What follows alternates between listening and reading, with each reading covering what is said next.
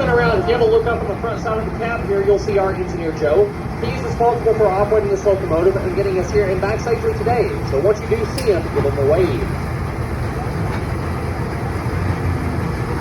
While these are commonly referred to as a diesel locomotive, the correct term for these engines is actually diesel electric.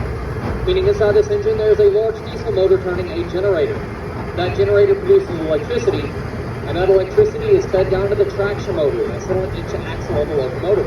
And it's those traction motors that are actually propelling the engine, hence the term diesel electric. So you can think of them as a hybrid of sorts. Diesel locomotives have always been made that way, and that is the way they are still made today. Whether it's Norfolk Southern, CSX, or Union Pacific, they're all diesel electric. The major difference between the locomotives built in 1954 and the ones being made today is that today's modern locomotives have computer systems in them, as well as produce much more power and are much more fuel efficient. Now the reason why these locomotives here would go on to replace the steam locomotive was for nothing but money.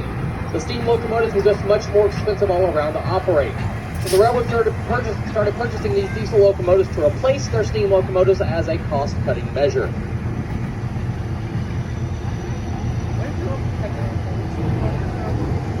You've probably seen our property and equipment before, not even realizing it. We are very often involved in music video and film productions. For example, in the past we've worked with both Johnny Cash and Josh Turner on music videos filmed involving our equipment. And we've worked on films such as October Sky with Jake Gyllenhaal and Laura Dern, Leatherheads with George Clooney,